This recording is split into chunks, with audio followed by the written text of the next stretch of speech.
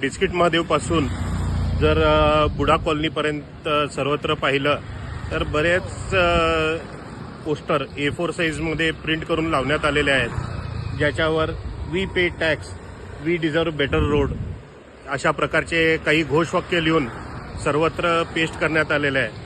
तरी या स्तुत्य उपक्रमामुळे तरी प्रशासनाला जाग येईल का व या कित्येक वर्षापासून रखडलेल्या या रस्त्याची दशा सुधारली जाईल का, हा एक मोठा प्रश्न उभारलेला आहे।